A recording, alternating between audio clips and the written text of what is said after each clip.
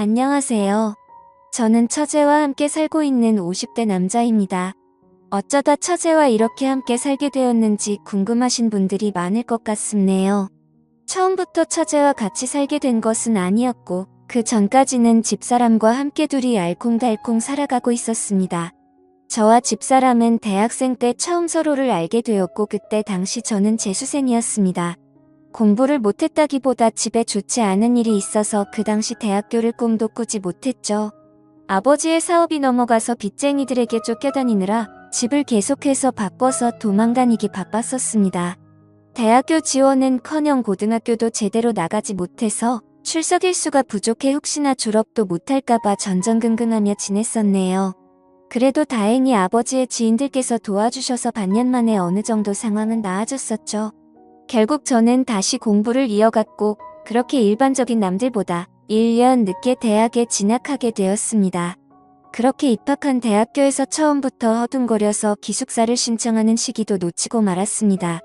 그래서 이 일을 어쩌나 방황하던 중 괜찮은 하숙집이 있다는 정보를 친구가 알려주더군요. 다행히 전년도에 고등학교 동창이 먼저 이 학교로 입학해서 저에게 많은 도움이 되었습니다. 이제는 선배라고 부르라며 너스레를 떨었죠. 아무튼 그래서 친구에게 고맙다고 밥 한 끼 사겠다고 말한 뒤 하숙집을 계약하러 찾아가 보았습니다. 아직 계약하기 전이라 아무도 없겠지 싶었는데 한 어린 여학생이 문을 열어주더군요. 순간 놀라서 당황하며 아무 말도 못하고 있자 여학생은 저에게 말을 걸었습니다. 하숙집 보러 왔어요. 고개를 끄덕거리자 뒤돌아 큰 목소리로 엄마 하고 외치더군요. 순간 하숙집 딸이구나 라는 것을 알게 되었습니다. 반가워요. 우리 엄마가 하는 곳이라서 그렇게 하는 말이 아니라 진짜 여기만큼 가격 되게 깨끗하고 음식 잘 나오는 곳 없거든요. 라고 싱긋 웃으며 말을 하더군요. 악수를 건네는 당당한 여학생의 모습에 저는 첫눈에 반해버리고 말았습니다. 마치 어른처럼 세련되고 자연스럽게 손을 내미는 여자는 난생 처음 보았거든요. 저는 그렇게 홀린 듯 하숙집을 계약하게 되었습니다. 알고 보니 여학생은 저와 같은 그해의 신입생으로 같은 학교를 다니게 되었다고 하더라고요.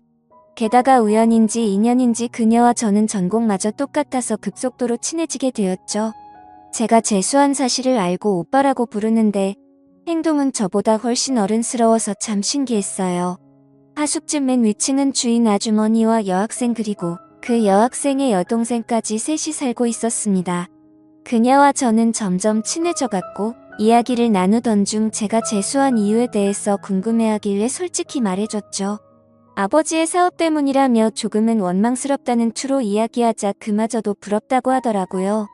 자신은 태어났을 때부터 아버지가 없어서 한 번이라도 아빠의 정을 느껴보고 싶다고 말을 했습니다.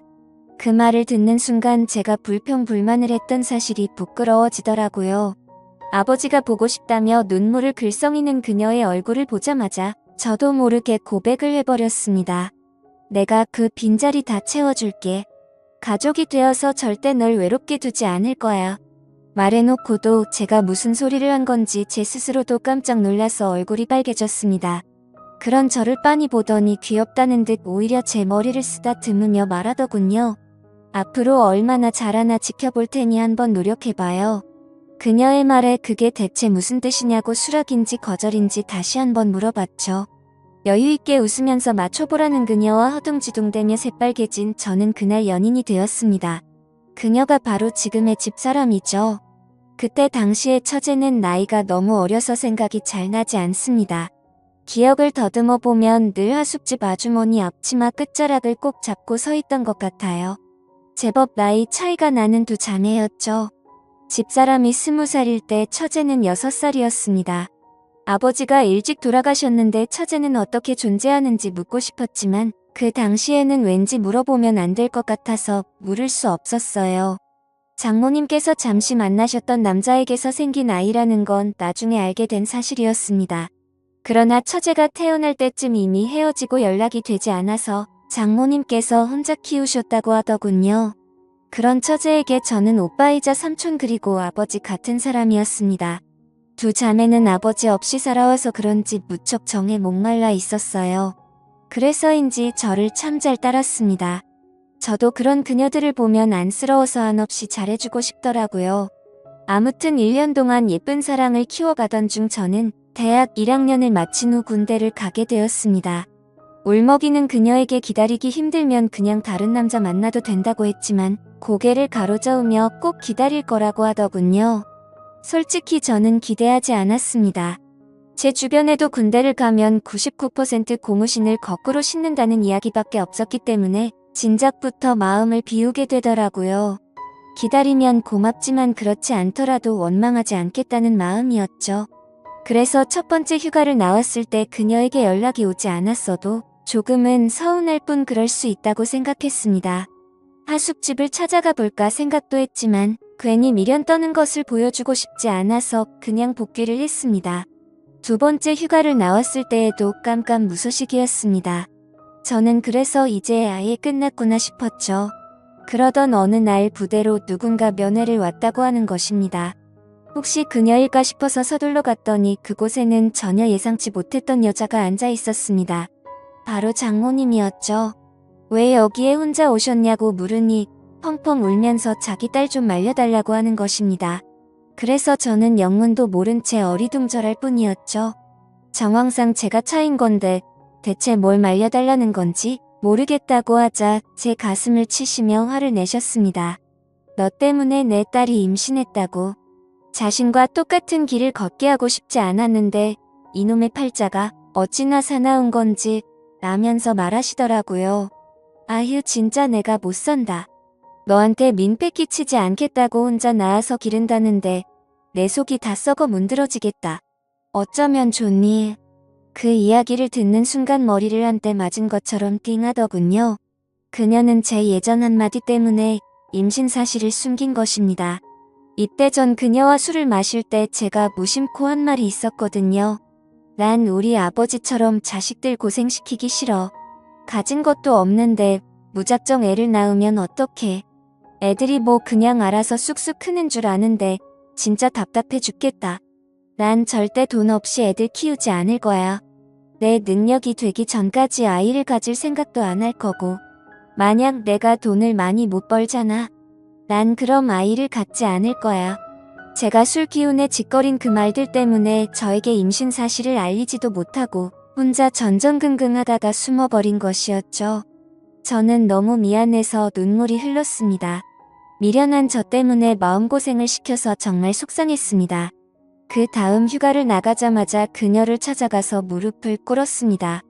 어느덧 봉근 나온 배를 황급히 감추며 당황해하더군요. 너에게 불안감을 줘서 너무 미안해. 우리 결혼하자. 지금처럼 마음 아픈 일 한평생 없도록 노력할게. 정말 잘할게. 제 고백에 그녀는 아무 대답도 않고 가만히 눈을 감고 서 있다가 고개를 끄덕였습니다.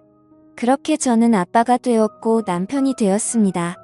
저의 부모님은 저를 크게 혼을 낼 줄 알았는데 기왕 이렇게 된 거 어떻게 하냐며 남자답게 책임지라고 하시더군요. 다행히 반대하는 사람 없이 행복하게 우리는 결혼할 수 있었습니다. 군인일 때 결혼식을 올리기도 조금은 애매해서 제대를 한 후 진행하기로 했습니다.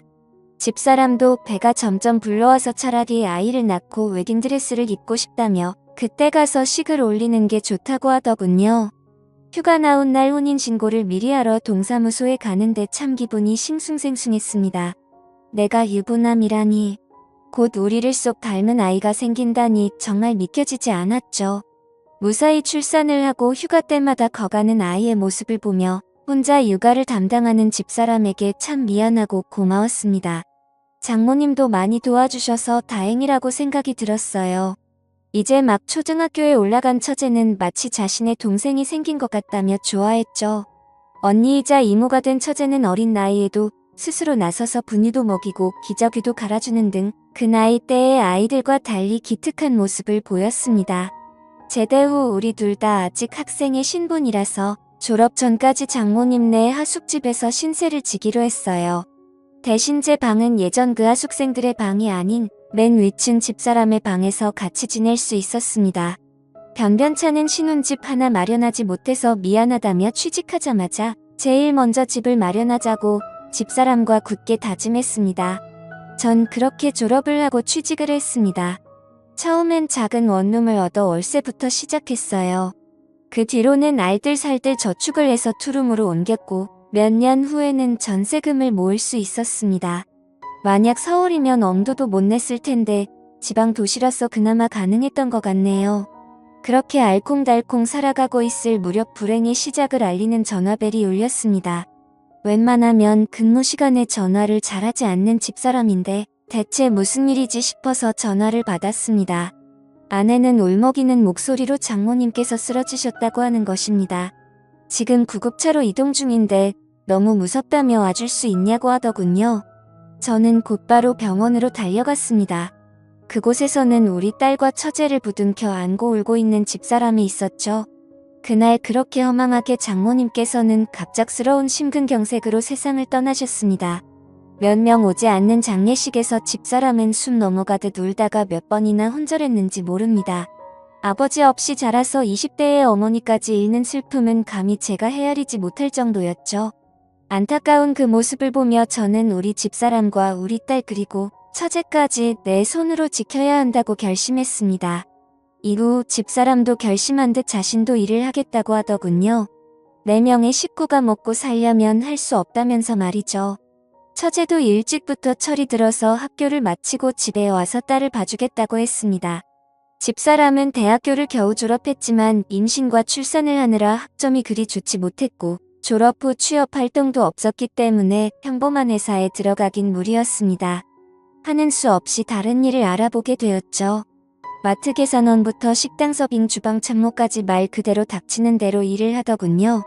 그렇게 흘러간 세월이 벌써 30년입니다. 그 사이 많은 변화가 있었죠. 우리 딸은 무럭무럭 바르게 자라서 심지가 곱고 바른 청년을 만나 결혼을 하게 되었습니다.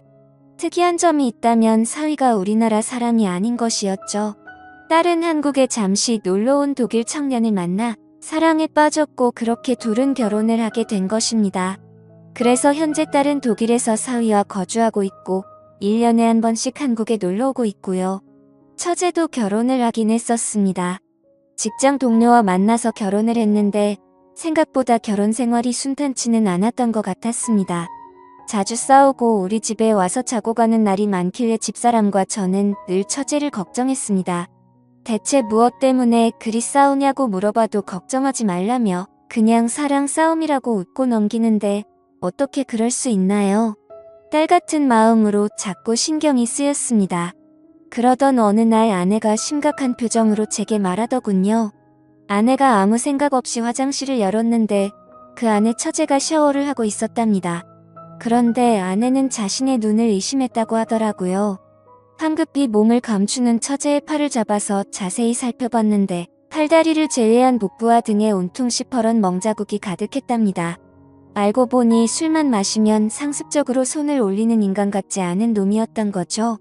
저는 순간 눈이 돌아서 그 놈을 잡아야겠다며 달려나가려 했지만 집사람과 처제가 저를 말리더군요. 그렇게 감정적으로 하면 똑같은 사람이 된다며 말이죠. 그래서 하는 수 없이 그러진 못하고 아내와 함께 처제가 살던 집으로 향했습니다. 술을 마시고 골아 떨어져 있는 그놈을 뒤로하고 처제의 옷과 짐들을 대충 싸서 들고 나왔습니다. 변호사 비용은 얼마든지 대줄 테니 지금 당장 방언 가서 진단서를 떼고 이혼할 준비를 하라고 했습니다. 그렇게 그날 이후 처제는 이혼을 준비하게 되었던 거죠. 처제에게 왜 진작 이혼하지 않고 있었냐 물어보니 이혼하면 갈 곳이 없는데 어릴 적 신세를 졌었던 우리 집에 또다시 신세를 지고 싶지 않았다고 합니다. 미안해서 차마 그럴 수 없다고 하더군요. 무슨 소리냐며 우린 가족이니 절대 그런 걸로 기죽지 말고 불편하게 생각하지 말라고 다독였습니다. 그렇게 처제의 이혼은 마무리되었고 우리 셋은 한 집에 살게 되었네요. 그놈과 헤어지기 전부터 마음고생이 심했는지 갈수록 말라가는 처제가 안쓰러웠습니다. 같이 살게 되었으니 맛있는 음식도 넉넉히 먹이며 건강을 되찾게 하고 싶었습니다. 그런데 자꾸 식욕이 없다며 음식을 잘 먹지도 않더군요. 워낙 어릴 적부터 소화를 잘 못 시켰던 처제라서 스트레스 때문에 그런가 보다 생각을 했습니다. 그러던 어느 날 화장실만 갔다 하면 남몰래 구토를 하는 모습을 보게 되었고 사태의 심각성을 깨닫게 되었습니다. 혹시 섭식장애인가 싶어서 병원에 데려갔는데 의사는 고개를 갸우뚱하며 더 큰 병원에서 검사를 받자고 하더군요. 처제는 별일 아닐 거라고 했지만 저는 겁이 덜컥 났습니다. 바로 다음날 대학병원에 가서 검사를 받았고 결과를 받아든 순간 모두가 좌절에 빠지고 말았습니다. 처제는 위암 말기였던 거죠. 왜 진작 병원에 오지 않았냐는 의사의 말에 가족 모두 아무 말도 할 수 없었습니다. 다행히 암세포가 복강 안에만 퍼져서 수술이 가능하다고 하더군요. 먼저 항암 치료로 종양의 크기를 줄이고 수술을 진행한 뒤 다시 항암제를 투여하기로 했습니다. 남몰래 토하던 처제는 이제 하루에도 몇 번씩 구토를 하기 시작하더라고요. 밀려오는 고통과 구역질을 참지 못하고 침대에서 일어나지도 못한 채 구토를 하는 처제의 모습에 정말 너무나도 가슴이 아팠습니다. 낮에는 집사람이 병간호를 하고 밤에는 제가 자리를 지켰습니다. 하루에도 몇 번씩 침대 시트를 전부 빨아야 하는 상황이었지만 어떻게든 희망을 버리지 않고 간호를 했죠. 대부분의 말기 환자가 1년 내에 사망한다고 하더군요. 그 말을 듣고 1년이 가까워질수록 하루하루 아침마다 살아있는 것에 감사드리고 지냈습니다. 그래서 어떻게 됐냐고요? 그렇게 감사하며 지낸 지 올해로 3년째입니다. 병원에서는 가족의 힘이라고 기적이라고 봐도 좋다고 하더군요. 하지만 5년 생존율은 5%도 안 된다고 하니 안심하지 말고 매일같이 최선을 다해서 돌보고 있습니다. 남들이 들으면 왜 그렇게 최선을 다하냐고 묻더군요. 글쎄요. 어린 나이에 투병 생활을 하는 것이 안쓰러운 것도 있고 타국에 있는 딸과 겹쳐 보여서 그런 것도 있는 것 같습니다. 어찌 보면 내 딸보다 더 오랫동안 함께한 처제이니 그럴 수도 있겠더군요. 힘들지 않냐고 묻는 분들도 주변에 많지만 저는 딱히 힘들다고 생각하지 않습니다.